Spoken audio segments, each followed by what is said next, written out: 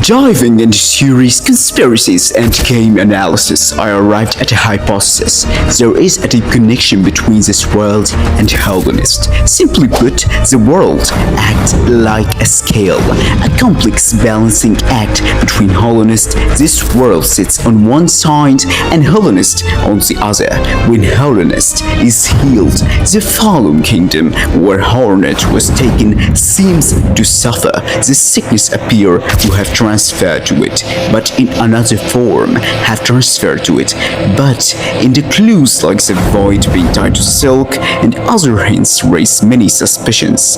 If you consider Hollow Knight as Hornet's counterpart and the prophecy the townspeople foretold, it looks like the two cities were once united, but over time the rift grew larger and larger. Some realized the solution would require a king and a queen, emptiness and void on one side, desire and determination on the other, embodied by Hollow Knight and Hornet. Together they could repair the lost kingdom, or even reunify the worlds. Or perhaps this was all a scheme by greedy princesses and kings. Maybe the infection was spread deliberately to exploit Hornet and Hollow Knight, forcing them into those roles in an eternal prison, and in doing so, granting them endless life. This was my view of the whole game and its secrets. And if you look closely at the story, you will notice many symbols inside the puppet theater of the narrative, but I'm not here to repeat the usual interpretations. As always, I want to crack the shell and show you what most people didn't see. To start, notice the red capsules the Hideku's friend Shu gave her.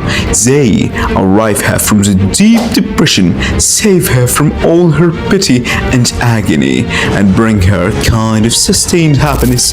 Simply put, is a symbol of antidepressants. Shu is giving her something to help her function like a normal human being around other people. But across the endings, we keep returning to the images: the sun or ruin.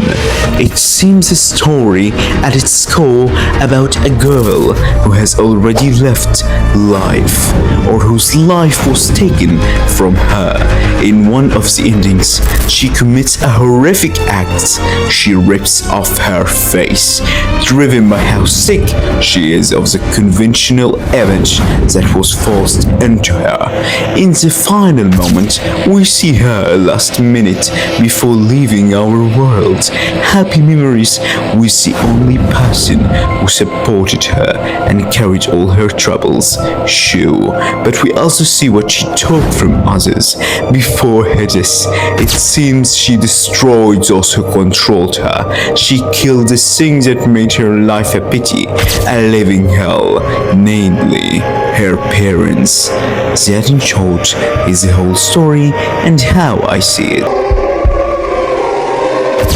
After piecing everything together, I arrived at a theory that might be the key to the truth. I believe this headmaster is a real mastermind, owning a wealthy school by strictly embezzles funds and secretly finances Project Lewis to build an army of superhumans capable of staging a coup against ordinary human authorities and demanding rights. I think resurrecting the zombie and guiding Moxley into the forest with revelatory distractions to keep everyone from seeing the real agenda, an all-out revolution and war on humans. I even suspect some school members are his puppets, possibly including in it by driving a wedge between her and Wednesday and fracturing their friendship. The headmaster could be planting seeds for revenge and hatred that might force Wednesday into a situation where she must kill her dearest friend, in it a tragic ending. That's my modus analysis.